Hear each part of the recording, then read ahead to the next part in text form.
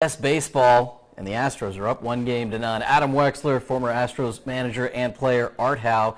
We're in our Click to Houston Digital Center, and we are ready to talk some baseball. That was one of the weirdest games we've seen. You said on multiple occasions, I've never seen that before, and you could have been talking about 5 different things. Bottom line is, Justin Verlander started, got through it, had one rough inning, which we're going to talk about, and the Astros have home field advantage after Game 1. Well, that's the way we wanted it to start off with. Get off to a great start. You know, the way they broke it open in the 9th inning was really nice to see. It was a nip and tuck ball game up to that point, 3-2, and then all of a sudden the long ball came out and the Astros broke it wide open. Gurriel's 3-run homer was the backbreaker. You know, he sliced it down the Pesky's pool, right around it, down the right field corner there for the 3-run homer, and it was a lot of fun from there on out, and it's a great start. That's what you want. Get that first one under your belt. Really put the pressure even more so on Boston tomorrow. 2-3-2 format, meaning they'll play Game 2, obviously, at Fenway Park tomorrow. Garrett Cole will start for the Astros, David Price for the Red Sox. An Astros win would put them up 2-0, with the next 2, potentially 3 games at Minute Maid Park Tuesday, Wednesday, and Thursday. Of course, Randy McIlvoy and Keith Garvin are with the team in Boston. All their coverage coming up overnight on our social media platforms, including where you're hopefully watching us right now on our Facebook page or on our site at click2houston.com, and of course in the morning as well. But again, as we dive into this one, I'm not even sure where to start because of so many of the oddities, but let's start with the pitching matchup. You had Verlander, who clearly had extremely good stuff through 4 innings of this game. Yeah, I mean, his pitch count was tremendous. I mean, he was just lights out, strike one, ahead in the count on everybody through the first 4 innings. Then in the 5th inning, for whatever reason, he kind of lost that command and was behind in the count a lot. Walked several hitters, you know, gave up a couple runs, and really got a fortunate call on the last hitter he faced in that inning. Got a 3-2 pitch called strike 3, which the replay showed it was a little bit off the plate, which would have walked that hitter and loaded the bases, and probably would have been the end for Verlander at that point, because Presley was up throwing in the bullpen. But hey, we got the call, and the Astros made the most of it. On the other hand, the pitching for Boston was really pretty poor tonight. 10 walks, 3 hit batters, an error behind them. So there's 14 base runners there without even have to swing the bat. And you go back and look at the 7 runs the Astros scored tonight. Obviously, 2 of them came home on a homer with Reddick and Gurriel. All 5 other runners came home in one of the manners you just described, getting on via hit by pitch or a walk. That is just giving opportunities, which eventually the Astros took advantage of. Big difference in the bullpens also tonight, with the Astros getting 3 innings from Presley, McCullers, and then McHugh without allowing a run. It was a very different story for the Boston bullpen. That, for me, is the biggest difference in the 2 teams, the bullpens. As we saw tonight, first of all, it was outstanding for the Astros to see so many relievers already for the Boston Red Sox. They saw just about their whole pitching staff out there. But the fact of the matter is, they don't have the arms that the Astros have as far as coming out of the bullpen. And then tomorrow they're going to be seeing Mr. Cole throwing BBs about 100 miles an hour. It's going to be interesting to see how they respond to that. But, you know, offensively, they didn't get too much going for them because the pitching staff of the Astros was on point tonight. A couple things I'm looking at on here. Obviously, some of the numbers from the game, but also your questions and comments via our Facebook page. Anything you got from the course of the game, just hit us up with it. We'll mix it into the show and answer your questions. And you mentioned one thing as we continue on the pitching. For Verlander to get the call on Benintendi not only kept him in the game there, but A.J. trotted him back out for the 6th inning, and he went 1-2-3 with 3 groundouts, again, giving A.J. kind of to set up the bullpen exactly how he wanted. It. But what was very remarkable about that last inning that Verlander threw, the inning before, he lost command of his fastball. That last inning he pitched, I don't even know if he threw a fastball. They were all breaking balls. It just shows his ability as a veteran to realize what was going haywire on him. Went out there, threw nothing but breaking balls, got 3 ground ball outs, and got through a very easy inning. 9 pitches went through the inning. The inning before, he threw over 30. Right. Both starting pitchers had an inning tonight where they threw over 30 pitches. The offensive side of things, it doesn't seem like Alex Bregman doesn't come back to the clubhouse tonight and, I got a double, a triple, a homer. He found a way to work all of his at-bats. He's an extremely difficult out. He was super frustrated in his last at-bat without hitting the one pitch I think he really thought he could do damage with. But he was all over the place and getting on base and creating havoc. On base every time up, first time on a fielder's choice, but after that, either hit with a pitch or walks. I mean, he knows his strike zone so well. He doesn't chase anything out of the zone. He makes pitchers come to the zone, and he handles everything in the strike zone generally. And as you said, he got a hanging breaking ball there his last time up. He came out of his shoes trying to hit it out of the ballpark. I think he was frustrated that he missed it. He was hitless tonight. He was 0 for 1. He had 3 walks, had the hit by pitch, scored a pair of runs, was called out on the base paths when he stole the base but slid over the base and the tag remained applied. That happened via review. Imagine how this game from a fan standpoint is considered when there were 2 reviews in this game. Altuve's review, and again in Boston, he was taken off the bases, although that one looked like it was probably correct. Mm-hmm. And then Bregman, again, via review, also correct, but both times Astros are coming back to the dugout. Yeah, and at the time they were huge outs because it kind of helped Sales early on with the one replay because he was struggling. Obviously, with his command, he was all over the place, and then he got that out at second base, and then he kind of settled down for a couple innings. Gave him the 3rd and 4th innings after that, and he didn't come back out for the 5th though. I mean, and right then and there, you're going to get at least 5 innings out of your bullpen, and the Astros got a good look at everybody. Yeah, they sure did. One thing Mark sends us in here on Bregman, he says, I'm 58 years young, and I don't think I've seen a better third baseman than Alex Bregman. He can play it, I'll tell you that. He's a shortstop playing third base, so that shows you the kind of range he has at third. And he's really developed his accuracy as a thrower. He likes to throw on the run, which is kind of unusual for third baseman, but hey, he throws it accurately to first, and he's used to making that kind of throw from shortstop. So when you have 2 shortstops on one side of the infield, your defense is pretty solid. Yeah, you mentioned it, and I know I've mentioned it many times. 63 errors during the regular season, a new franchise record, best in baseball, and there's probably 5 plays tonight you could point to. Bregman made several. Marwin makes one in the 9th inning, kind of lowers the crowd volume a little bit. That's a double off the wall. He turns into a single by playing it brilliantly. Gamesmanship from the Red Sox. They checked Martin Maldonado's glove. Yeah. They're wondering why our pitchers had so much control and theirs didn't. So they probably thought that there was a little stickum in that glove, a little pine tar probably. Since he's got the black glove, you could hide pine tar there pretty easily. But it looked like they didn't come up with anything. That's what Patty sends us. She says Boston was trying to imply that we were cheating. They had the umpires check Maldonado's glove. And of course, the crew chief's going to be involved with that, checking it out. Joe West played a role in tonight's game. You said immediately as it happened, I've never seen that before. He got hit by a throw from the catcher on a stolen base attempt. That was amazing because he was standing looking right at the throw coming at him, and he didn't have the ability to get out of the way. He took it right in the chest. Yep. He's lucky he wasn't a little bit higher to get it in the noggin, but that actually helped the Red Sox because that ball's going into center field. And Marisnik's going to be standing on third base with only 1 out, but it didn't really matter in the long run. And the way we talked about how they put the lineup together tonight, Reddick's batting 9th.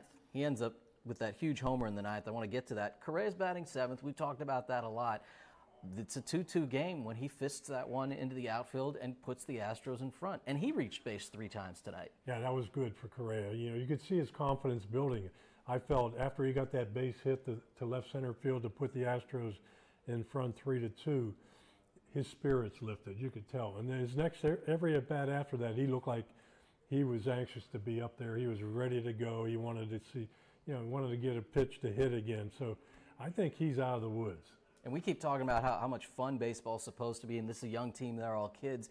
Reddick hits that home run in the 9th inning. Gurriel follows. Kemp gets the double. The guys in the dugout are acting, they're so exuberant. They're so into the game and loving every minute of it. It's certainly contagious around that clubhouse. It is, especially when the bottom of your order does so much damage. Tonight, that was really what kept the Astros in the game early on, and then later on added some insurance runs. So anytime the bottom 3 guys in your order are contributing to your offense, man, you're way ahead of the game because you know the meteor order is going to contribute sooner or later. So a couple things on the Red Sox side, and I've got a couple comments I want to read. Steve, yours is coming next. Red Sox going to Game 1 with Chris Sale. They come out of Game 1 down 1-0 in the series. It's the third time in 3 appearances in 5 games against the Astros in the postseason that Chris Sale has pitched badly against them, and they've taken advantage of him. How does the Red Sox clubhouse feel about the way he pitched and now that they're down 0-1 with their ace having been used? They probably feel a little bit better the way he finished his outing. Early on, he was all over the place. Maybe the cold weather had something to do with it. But the fact that he pitched 1 inning in the last game they played just a few days ago, yeah, that's a little unusual. You know, he only had 2 days off, and now he's coming back to start the first game of the playoffs. So I think it all played a role. How much, I don't know, but probably the cold weather more than anything because his command was really out of whack tonight. That wasn't the Chris Sale you normally see. And I think we may have felt this way when we did a couple of our in-game videos. Had things gone a different way after Sale exited, that's still, he'd only given up 2 runs. The Red Sox obviously had tied the game up. The Red Sox could still be coming out of this game with a miserable evening from Sale with a win. With a win. Because the Astros just didn't do major damage against him. In many innings, they had an opportunity to do so. I'm wondering what they're thinking about tomorrow, to be honest with you. Price had a very short outing against the Yankees. 1 and 2/3 well, he's still or something looking for like his that. first postseason win. And so I don't know how confident they are about their starting pitcher tomorrow because now the Astros have seen their best left-handed starter. Price is coming out there tomorrow. They just saw a left-handed starter today. They're getting to see another one tomorrow. So I think they're going to be a little tougher to beat tomorrow. And again, to slide it back to the Astros, Steve says, Verlander's bad day is better than most others' good day. That's 10 straight starts against Boston where he's given up 3 runs or fewer, and he had a miserable 5th inning, still goes 6, gives up 2. Yeah. And when you go 6 and give up 2, that's a quality start. So what more can you ask for from your starter? And the first 4 innings, it was a cakewalk for him. Yep. He was awesome. So we've got something here. I know you guys love the emojis, and I'm going to guess that this one right here, you pull this one out here, and I'm going to say that's Alex Cora. See if you agree. Alex Cora, Red Sox manager. This is him tonight. You think? He's a little hot under the collar right now, yes. Art, let me know what you think about the home plate umpire tonight. Oh, I'd say he's not going to enjoy watching the replay of this game because he missed quite a few pitches for both teams. It was not a very good performance. You know, you have so many things going into this. I know when the ALCS umpire list comes out, all the fans and Twitter, this is where it all comes from. Oh, Joe West is there and this guy's there. This is someone I don't think anybody expected from him behind home plate. And it was, like you said, it really was for both teams. You had people shaking their head. Obviously, their dugout was upset at a time. I know Correa was upset at a time. And you were just watching going, I'm not. Well, how about the pitch where everybody was fooled and the pitch was right over the heart of the plate? Oh. Did the catcher block his view? That would be his only excuse because that ball split the middle of the strike zone. And, you know, it just topped off his night as far as I was concerned. I mean, there was a lot of borderline pitches that he called one way or the other that it was pretty obvious that he missed quite a few pitches tonight. Hopefully, if he has to call Game 7, right, he does a better job. Well, remember Art said before the game it would be a 5-game series, giving the Astros the opportunity to clinch it on. We won't have to worry about it. You would not have to worry about that.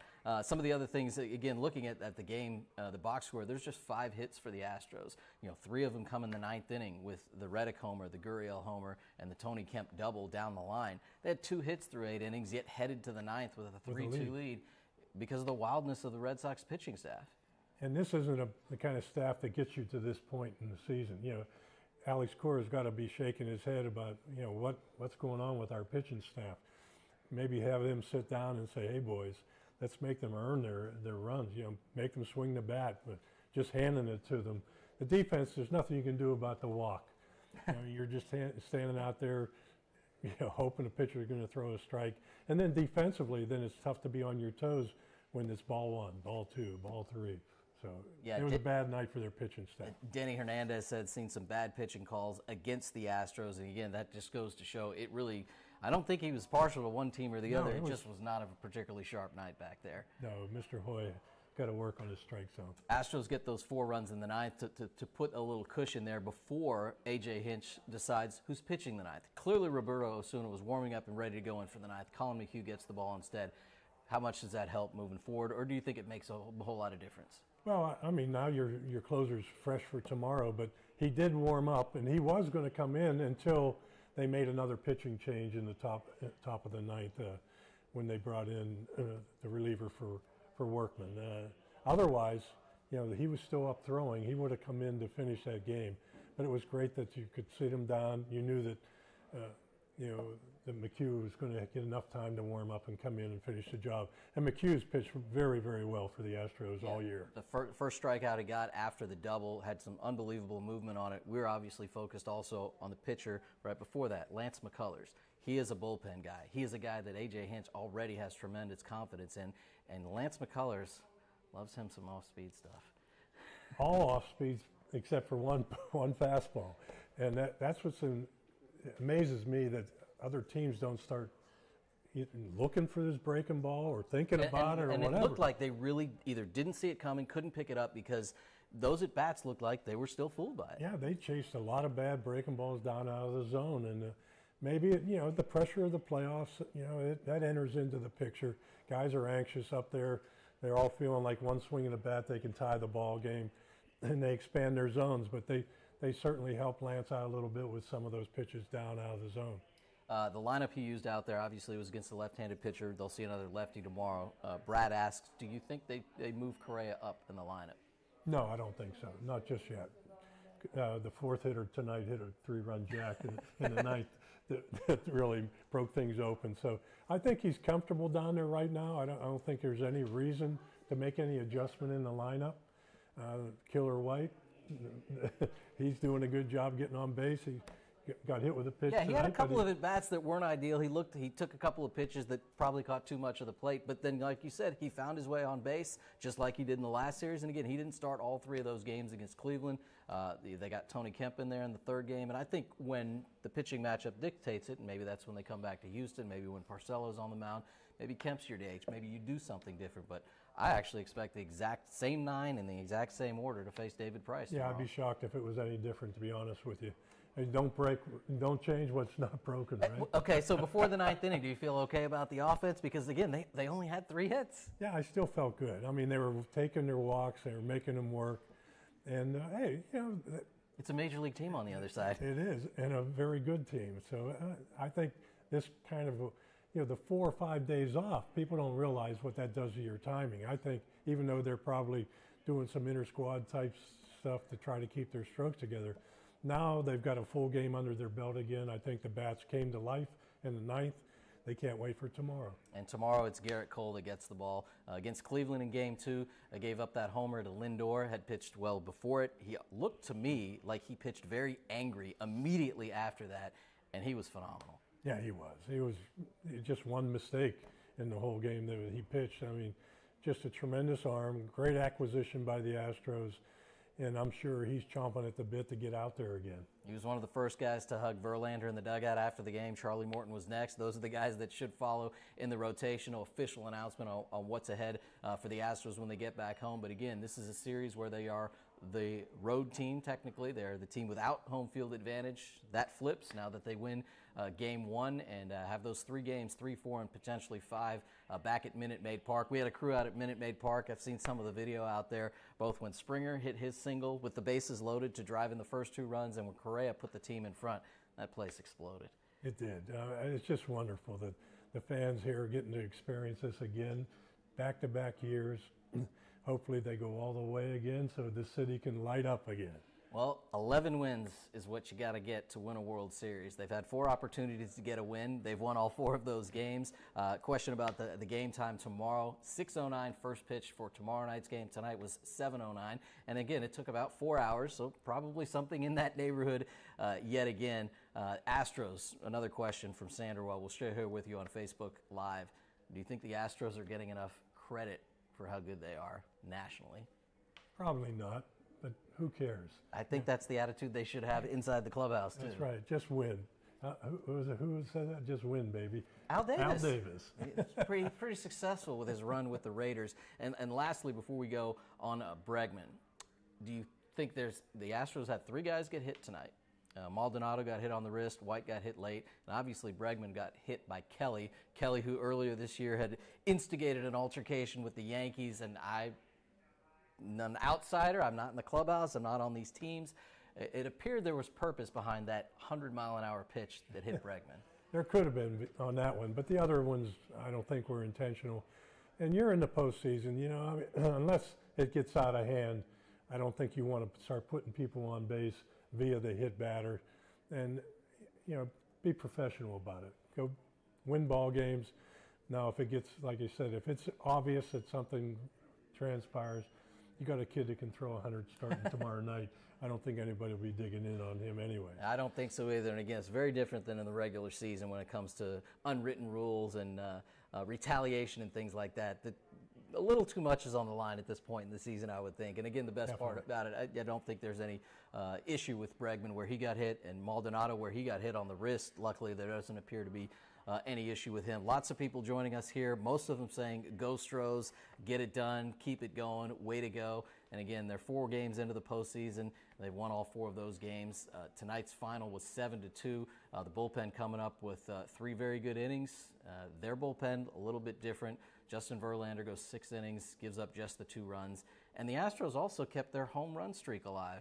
This is the 13th straight postseason game they've homered in, which this is one of the stats that probably doesn't ever get tied again. It ties for the longest streak in baseball history.